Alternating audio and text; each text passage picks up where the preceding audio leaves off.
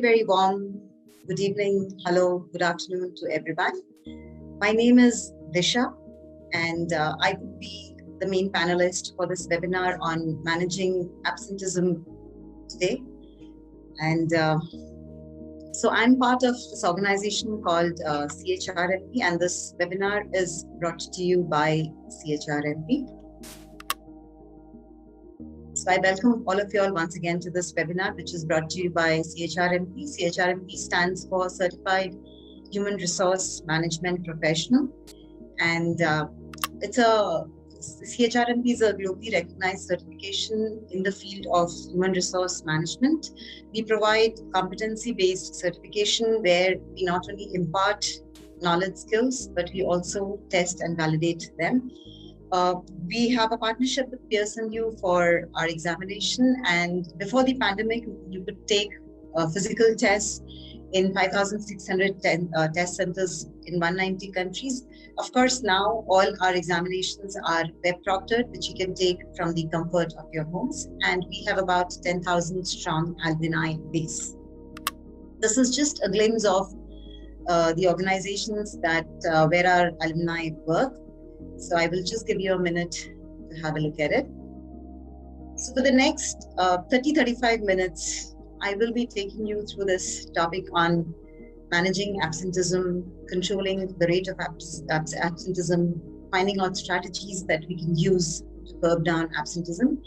During the course of the webinar, if you have any questions, you see a Q&A box at the bottom of your screen. Please drop in your questions and I would answer all of them at the end of the webinar. And we have some very, very exciting offers for you, for those who stay till the end of the webinar. So let's begin. Don't forget to press the like button and leave your comment. Share the video and subscribe to our channel for more HR-related content. To never miss a notification on our latest uploads, make sure you hit the bell icon. So our topic for the day is managing absenteeism and cost and rate reduction.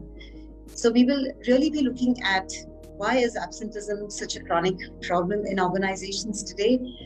Do we have any metric that really measures absenteeism? And after finding out really the rate, what is it that as HR professionals can really do to control and manage the rate of absenteeism so that it is within acceptable limits?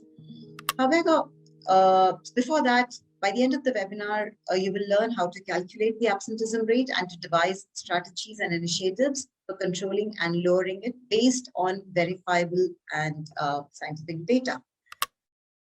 So let's begin with understanding some of the myths associated with absenteeism. First myth is that it is impossible for HR professionals to reduce the rate of absenteeism in organizations. Second is line managers can easily control absenteeism simply by enforcing hard policies. The third myth is that it is impossible to get the data pertaining to absenteeism and hence it is very, very difficult to control. And by the end of the webinar, we'll see if we have been able to bust all these myths and do we have some really good data to support and validate what we are saying. When we talk about absenteeism, it is simply the idea of habitual or intentional absence from work by the employees. So the idea of employees not going to work is absenteeism, whether it is intentional, habitual, or whether it is arising out of entitlement mentality. Absenteeism is a very, very chronic problem. And there are a lot of costs associated with absenteeism. So the problem of absenteeism, if it is not really curtailed, can have huge implications for organizations, right from loss of productivity because you do not have adequate people to really complete their tasks, to meet their objectives, which ultimately leads to the team failing to meet its team objectives, the department failing to meet its objectives, and as a whole, the organization really suffering.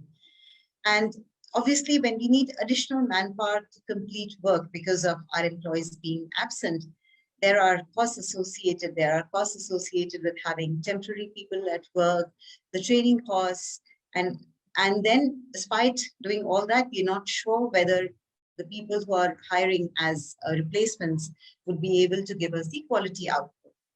And in terms of cost, absenteeism has both tangible, intangible, or direct and indirect costs for an organization. And we will be looking at all of this as we go ahead. So when we talk about the costs associated with absenteeism, we can broadly categorize them into direct costs and indirect costs. So direct costs are all those costs which we can attribute, which we can measure, and which we can directly link to absenteeism. So the first and the foremost is the cost of the wages or the salaries. So when we pay our employees for every single day that they're supposed to come for work, and if they're absent, the salary is being paid, but we are not able to get the same productivity from them. So every organization would like to follow a ratio of 1:3 or 1:5 when it comes to salary versus productivity, which means that for every dollar that is paid as salary to the employees, the output or the productivity that is expected is to the tune of 3x or to the tune of 5x. So typically 1:3 or 1:5 is the ratio of salary to productivity or salary to work. Now, when our employees are absent, this ratio gets disturbed. So the more the number of absent days are, the more disturbed this ratio becomes. And as such, we are paying more, but not being able to get the same kind of output and productivity from our employees. The second is when organizations invest in benefits in the non-monetary benefits aspect, right, of their entire structure. Now that the cost for that is already accrued to the organization, but every time employees are absent, those benefits are not being availed of, whether it is in terms of, in terms of having games, in terms of having free time, in terms of, some holidays which are paid. But every time your employees are absent, the cost for these benefits have already been accounted for, but they're not being used. So it's a wasted cost in a sense. Then when we need temporary staff to fill in for the absent employees, there is a cost attached to it. Now, whether we are outsourcing this, we are getting temporary help, or we are using part-timers, but one is the cost associated with them in terms of paying their salary or compensating them. The other thing is that I am not sure whether my temporary staff would be able to give me the same kind of output. Can I be sure that with the least amount of training, the temporary help that I'm getting would be able to meet the objectives? And there is a cost associated, especially in manufacturing sector, in manufacturing industry, there is a cost of overtime that you pay to people who have to, again, fill in for the employees who are absent. So either you get temporary staff or you ask your own employees, existing employees, to fill in additional hours. Now, there is a cost attached to it. And do we get the same ratio of 1:3 by paying or 1:5 by paying overtime? We don't, because these staffs are essentially, they are also doing their work, but filling in for additional work of their colleagues. And then all the administrative costs in terms of managing, in terms of devising initiatives, in terms of how do I control. So all the HR administrative cost is an additional burden on the organization in terms of direct costs. When we talk about the indirect cost of absenteeism, these are all costs that they look, they do not appear to the eyes, or maybe it's very difficult to calculate them, but they have a direct role on the organization's efficiency, on the way the organization functions. So they are indirect in the sense that we may not sometimes be able to either put a dollar value to it, or most often we tend to ignore it because they don't come in the sight immediately. But they have a very, very important impact, a very critical impact on the organization. So these costs are, of course, when we talk about the supervisor's time or the line manager's time required to manage absenteeism in the team. So juggling with tasks, ensuring that the work is getting done, redelegating work to the team members. And a lot of supervisor's time actually goes in managing all this, which otherwise he or she would be able to use productively elsewhere. So all these costs that we do not think about, this is one. Second is when we talk about replacing our employees. So the cost of new hires, but also the cost associated with recruitment. So salary cost is the direct cost. But what about the cost which goes at the back end? So it's in terms of recruitment, in terms of reaching out and using the various channel mix to get the right candidate, then ensuring that we are able to onboard them in time, onboard them as effectively as possible. And remember, when we are trying to get a replacement, we do not have the luxury of a lot of time for onboarding and recruitment. So the entire process has to be hastened. Now, how do we ensure that whatever we are spending in terms of recruiting people, onboarding them, and training them so that they become productive, will that yield for the organization the desired productivity ratio? That's questionable. And when you have people who come in to fill your existing staff, when they come in to fill for the absent employees, then obviously the quality and the quantity of work suffers. So while we may be paying them overtime, but then essentially because, as I said, they are doing their work, but also filling in for the other people, the quality of the work does suffer. We may not be able to exactly put a dollar value to it. In very critical projects where we are billing clients and an employee builds a relationship with the client and an employee is servicing the client, when that employee is really absent from work, then the entire client relationship actually is at stake. So when someone else takes over in trying to service, then again, will that client be managed as effectively? Can the replacement really offer the same level of service or comfort? Will I be able to maintain the same level of customer engagement and customer delight? These are again questions.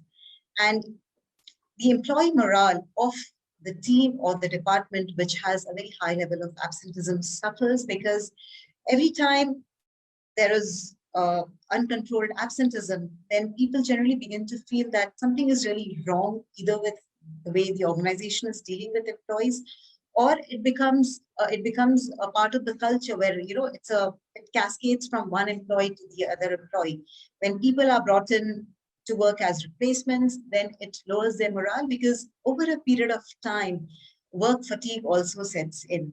Now, we may not be able to put again, we may not be able to really measure the impact of morale on all this. However, this is a very, very critical problem. So when we talk about absenteeism, there are certain very important metrics that we should keep in mind. One is, of course, the rate of absenteeism. So can I calculate what is the absenteeism rate in my organization, in my department, or in my team? Second is, can I also calculate the absenteeism rate per manager, which means, can I do a comparative study to find out which are the teams where the rate of absenteeism is very high, and what can I do to ensure that I'm able to control? Is it a problem about people management? Is it about leadership skills of the manager? Can we do something to ensure that we are able to lower down for specific teams?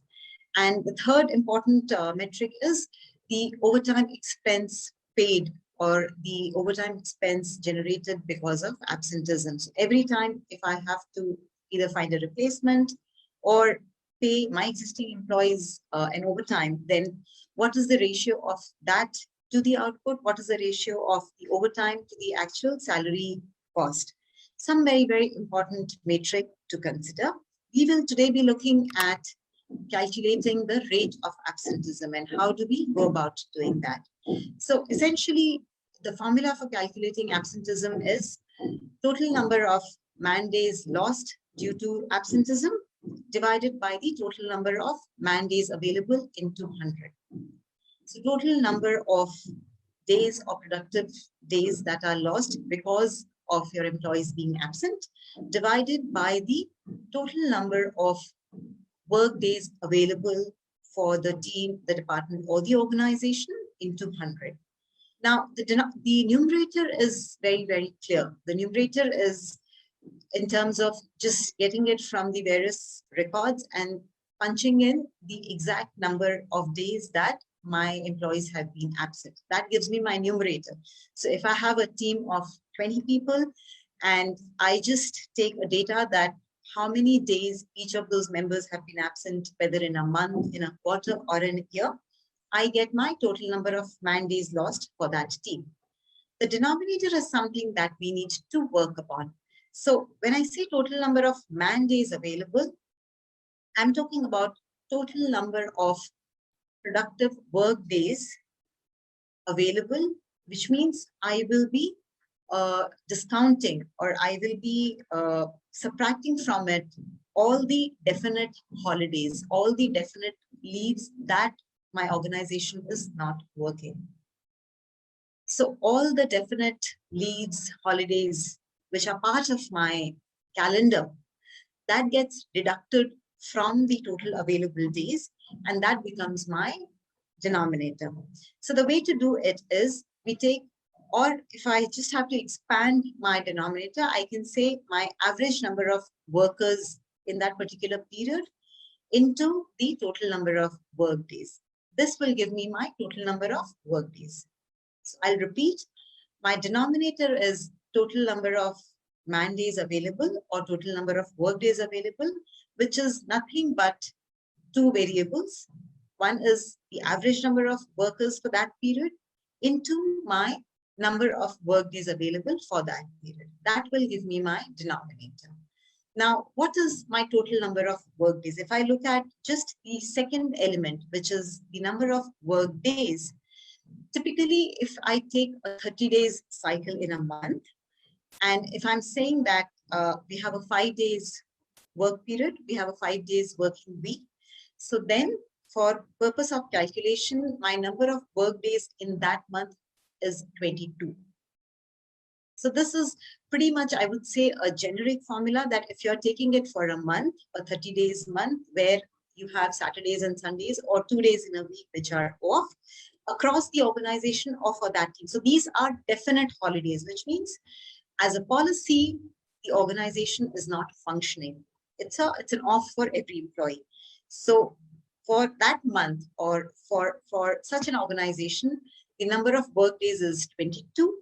How do we get my average number of workers? So average number of workers is nothing but the number of employees at the beginning of the month plus the number of employees at the end of the month divided by 2. The number of employees at the beginning of the month plus the number of employees at the end of the month divided by 2. That gives me the average number of workers. Again, going by the same example, if I have 20 people in my team, so on 1st of May, or let's say on 1st of March, I had 20 employees in my team. Even on 31st of March, no one resigned and my employee strength was still 20. So essentially, what is the average number of workers for that period? It is 20 plus 20 divided by 2, 40 divided by 2, which is 20. But suppose I had 20 people to begin with, but by the end of the month, 5 people resigned. So on the 31st of that month, I had 15 people only remaining. Then my average number of workers for that period would become 20 plus 15 divided by 2.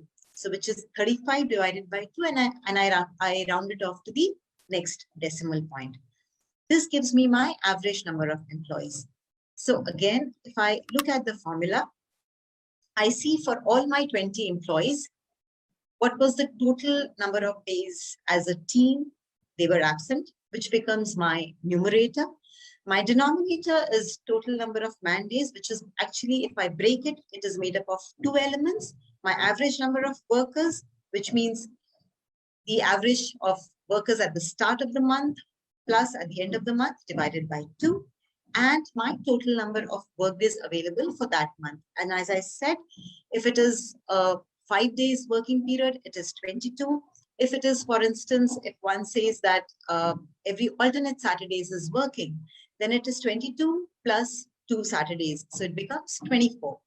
If we say that Saturdays is half day, So 2 half days become 1 full day. So again, it is 22 as it is. Plus for 4 Saturdays, you take 2 more additional days. So it becomes 24. And you simply divide this and into 100 gives you your rate of absenteeism. Okay. Now we'll just take a quick case study to understand that what did this organization do really to curb its rate of absenteeism. So it's for one of our clients, but we cannot divulge the name. So let's say ABC Corporation, it had a huge or a high absenteeism rate, which was leading to a loss of productivity. And while the acceptable limits for that organization was between 2.5% to 3.5%, the absenteeism rate was as high as 7 to 7.2%, which was uncontrollable. Now, the challenge in front of the HR professionals was first to find out why was the absenteeism rate so high. So why were really people being absent so often? And then to see if there was a way they could really bring down that rate of absenteeism. Because remember that the higher the rate of absenteeism, the higher are all the costs associated with it, both tangible, intangible, direct, and indirect costs. So when research was done based on the data, this is what the research actually threw. The reasons why people are absent most of the time. And it said that for about 21% of the people, of their employees, it was because of family issues. So something happening to either some member of their family or, right? For about another equally, right, 20% of the people, it was about personal needs. So it could be personal needs in terms of maybe wanting to pursue higher education, so taking breaks often, having maybe having a sick or an ailing parent, or wanting to do some errands, some backlog of personal work. It could be anything. Entitlement mentality was as high as 15%, which means that as a policy, if these are the various kinds of leave that I'm entitled to, I should take them, whether it is in terms of sick leaves or casual leaves, I will take them because I'm entitled to. So 15% of the employees were absent because of entitlement mentality. Stress accounted for 5%, and personal illness was the biggest chunk. So 40% of their employees were frequently absent because of personal illness reasons. So this is what the data suggested to the HR professionals of ABC Corporation.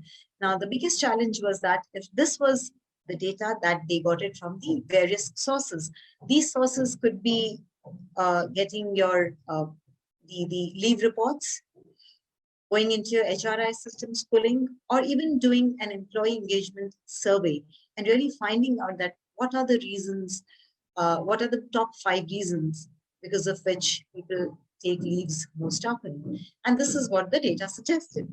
So what did this organization do? So essentially, they applied various strategies and initiatives so that they could curb this problem. So they really diverted some part of their existing budgets to new initiatives to address absenteeism. So when we talk about employee engagement, when we talk about managing our employees, or doing or giving them a great employee experience, then a lot of times we miss out on small little initiatives which actually can have a lot of benefit. So they diverted budgets from some of the existing initiatives into those initiatives which would help them to curtail absenteeism. So for instance, when their data showed that a lot of them were absent because of personal illness, they started having doctor on call. They started having doctor on campus. There was a wellness room that was created.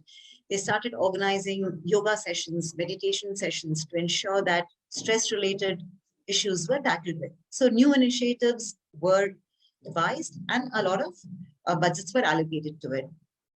Then they also brought about policy changes, which means they had to relook at the existing leave policy and see what are maybe the industry best practices, what is it that the organization really needed, and then they tried to strike a balance. So they brought about new changes in the policy. By doing these things, they were actually able to bring down the rate of absenteeism from 7.5% to 3.8, which was, if you remember, their limit was about 2.5 to 3.5. So this was a very, very significant improvement from 7.2.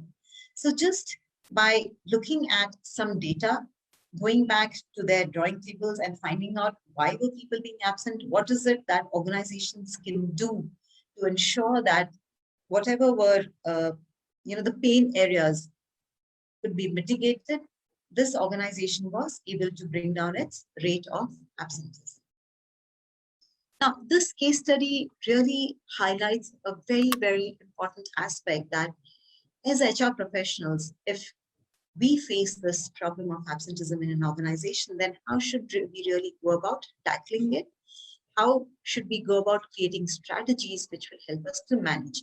So essentially, we either follow it's called a carrot and a stick approach as well. So which means you give some positive reinforcements.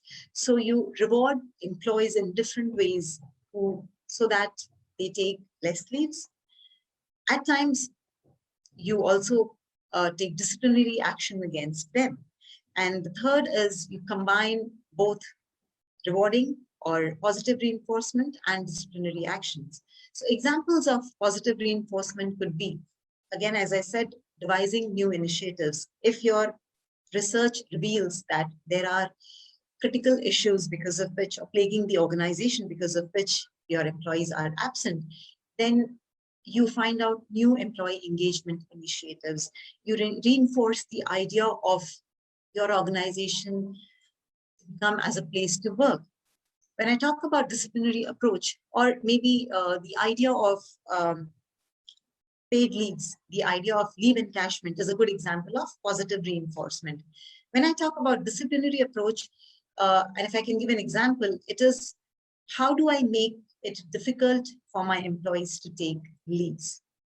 Which means if I take an example, sick leaves. So how will an organization go about applying this?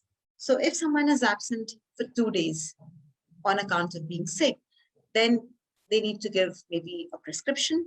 If someone is absent for 7 days, then you have to submit some test reports. If someone is absent for 15 days on account of being sick, then maybe submit a letter from a medical practitioner or submit a hospitalization discharge summary. So you make it difficult for people to be absent on flimsy grounds. So that is the whole idea of disciplinary approach. And combination is you use a mix of it. So somewhere you give them some positive reinforcements, reward them for good behavior, and wherever necessary, you become strict and you take some disciplinary actions them or against them. Now, these are some of the employee relations initiatives that can help to curb the rate of absenteeism. Of course, this will vary from organizations to organization. It will depend on what does your research show, that what are some of the top critical reasons plaguing the organizations? Why are your employees absent more often?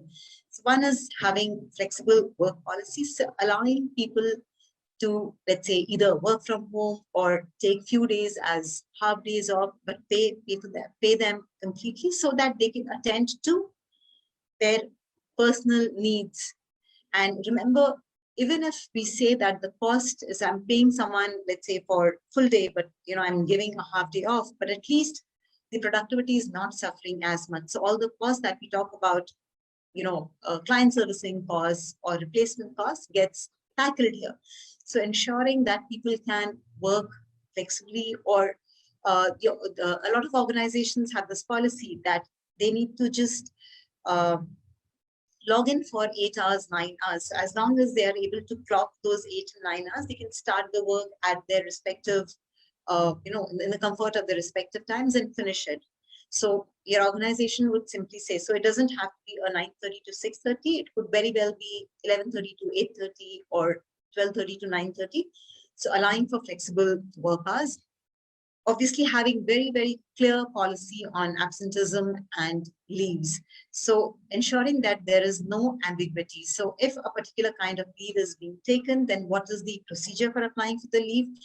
If it's not followed, then what's the action that the organization can take? If that leave is not being taken, that is there a way that the organization would reward that employee? So having very crisp and clear policy, training the team leads or the managers and how to manage absenteeism, which essentially means that every time a team suffers because of their team members being absent, is the manager equipped to deal with this? Again, is the manager equipped to reallocate work? Is the manager equipped to ensure that with the minimum loss of productivity or with the minimum loss to the client that the team is servicing, can this problem be tackled? Can I ensure unhindered work? So giving enough training to the managers to really ensure that productivity doesn't suffer as far as possible because of absenteeism. A lot of times, people are absent because they simply do not value the organization. So they either perceive that the organization, uh, either is not compensating them well enough, or the organization doesn't care enough. So maybe we do not have the right employee engagement initiators. So, when we talk about whether it is HR talk or town halls where you have senior people addressing and employees do not feel connected to the organization, then it is an indication of a cultural issue. It is really an indication that the perception in the employee's mind about the organization is very, very poor. So which means it is a sounding board for me to go back and see what is going wrong. Why are people perceiving the organization? Or is it a cascading effect? So people are just absent because their peers are absent. So it's a good way to check that. And of course, ensuring that you have the right rewards and recognition structure in place so that you're able to reinforce positive behavior, so that you are able to reward people who are, who ensure that they are present. When we talk about a company doctor policy, this is just an example that if there are serious concerns with respect to illnesses, can I ensure that as much as possible, my employees do not have to venture out for simple things? Can I have, as I said, a doctor on call or doctor on the campus? Or can I ensure that I create game rooms? I ensure that every employee is entitled to take a 15 minutes break after working for 2 hours. So do I have all those mechanisms in place which the employees can use for their benefit? And if by a combination of the various strategies, this is just an indication, but of course there are various strategies. So I can have, if a lot of employees are absent because they have small kids and, let's say they have to go and drop their kids, or sometimes there are, or, when the creche is not functioning, they need to attend to their kids. Can I have a creche facility attached to my organization? Can I have a dedicated creche? Can I have a child care facility? Can I have, can I tie up with, let's say, care homes or hospitals, or provide support to elders in their family, so that as far as possible, it will serve a lot of purpose. One is the employee would feel connected. The employee would feel that the organization values them, not just for the work, but for the people that they are. It will also ensure that they don't have to take leaves to attend to their personal needs or family needs. So a combination of various initiatives can really help to address this problem of absenteeism. And if I have to just sum up that, what is the core strategy that you can follow? I think if we follow this 4-pronged approach, we would be successful in curbing or managing absenteeism to a great extent. One is communicate, which means as HR professionals or as managers, we need to very, very clearly communicate to our employees the policies, the implications for not following it, or what does the organization want? So the organization's vision, mission, goals, every employee should feel connected to the organization. So how well we are able to communicate and transfer this knowledge to our employees becomes very important. And this could be pertaining to everything. This could be, what are the L&D initiatives that the organization is investing in? What is the plan that the organization has with respect to its employees? So is there a career succession plan in place? Because a lot of times I said people take leaves because they simply feel that the organization doesn't value them, or they simply feel that just by my taking leaves, it won't make too much of a difference. So as managers, am I able to communicate very, very clearly to them? So communication is one. Am I compensating my employees fairly, equitably, at par with industry standards? So if your employees feel undervalued, if your employees feel undercompensated, then 99% of the chances they will not feel connected to the organization, and hence they wouldn't mind being absent from work, no matter what the consequences are. So ensure that we compensate for, or compensate rightly for, the kind of work or for the kind of output that is being generated by various employees. Third is, how often am I engaging with my employees? Is my engagement just restricted to goal setting, achievement and goals, performance appraisal, or am I going a step further? Am I becoming a partner in the lives of my employees? So am I doing an engagement which is ongoing, which is continuous, which is helping to build a relationship? Now, these could be in terms of the various initiatives. So the idea of family days, fun Fridays, team outings, a lot of times help to address this element of employee engagement. And the fourth is very closely linked to the idea of employee engagement, is that what are the kinds of benefits that I'm providing to my employees? Am I just focusing only on the cash rewards, which means my statutory compliances, my compensation, or do I have a mix of the benefits element also? So typically in an organization, in a CTC, the cash element to the non-cash or the benefits element could be as high as 25 to 30%. Now, am I ensuring that I have the right mix of benefits for my people? Do my people perceive that the organization is interested in a holistic development of its people, ensuring that everyone, in a way becomes a stakeholder in the growth and progress of the organization?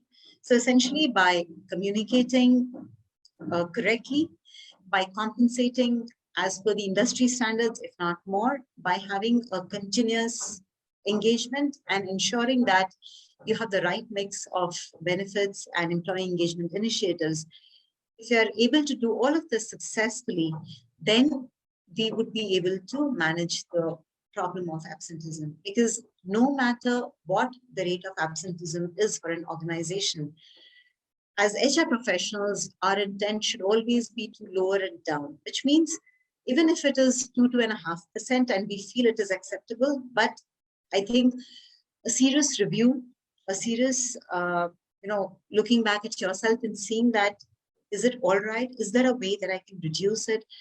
Am I falling short of a few things somewhere? Can I do something to empower my people so that I'm able to bring down this rate of absenteeism? So all of this finally would help us to manage this chronic problem. So essentially, what we've done is we started with some of the myths. We started with the myth that the line managers can control only by hard policies. Well, we've seen that it is not just about ensuring policies. You have to have, of course, there should be clear policies, but also there should be elements of compensation, elements of a continuous dialogue, continuous feedback, engaging with the employees, which is very, very critical. Having the benefits element to your entire structure becomes very, very critical. Our second myth was that as HR professionals, there's very little we can do. Well, It is not. How creative we can be in coming up with employee engagement initiatives.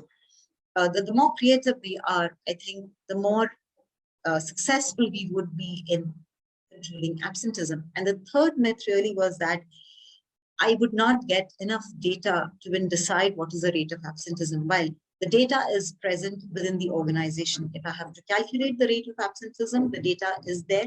My data sources could be, as I said, my leave reports, my attendance reports, the leave applications that I get, my HRIS systems, or even my employee engagement surveys. All of these mechanisms will give me enough data on the basis of which I can find out the root cause and I can address it successfully. And then we went on to talk about how to calculate absenteeism, which is nothing but the total number of man days lost because of absenteeism, which is my numerator, divided by my total number of days available for that period into 100.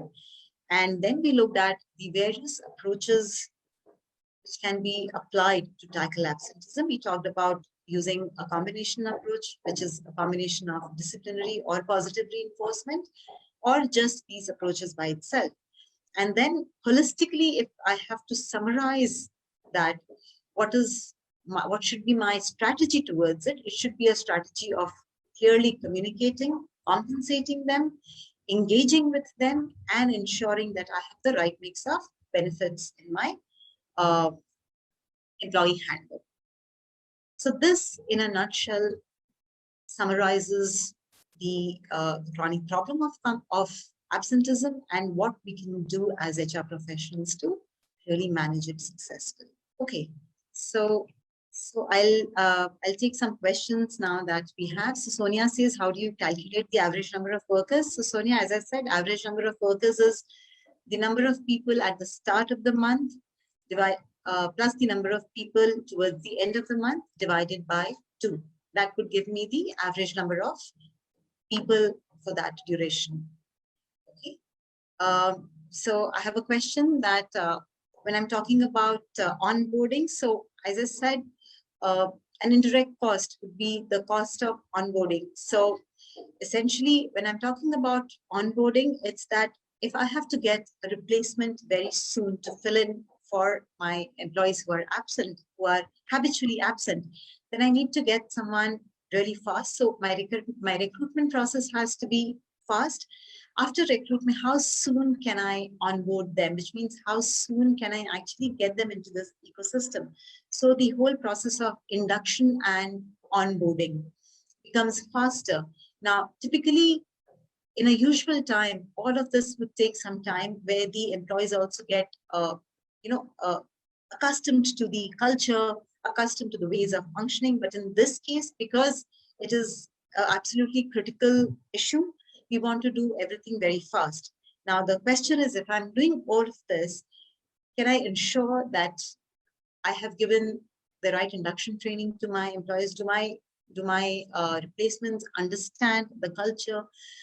Do they align with the culture? And will they be able to give me the quality output for which I'm hiring? All right, so what is compensation with respect to the 4-pronged approach? So compensation is the idea that are we compensating or are we paying the employees in a fair, just, and equitable manner? Which means that do my employees feel that they are being adequately rewarded for the kind of work that they are putting in?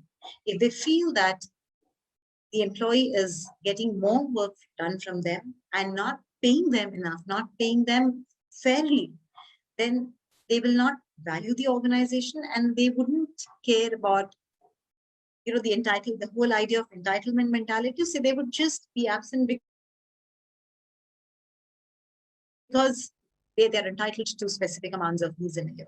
But the employees are compensated, and the perception, if they feel that they're being compensated fairly, then to a large extent, we can curb or control the entitlement mentality. Hence, a key element or a key reason why a lot of time people are absent can be managed.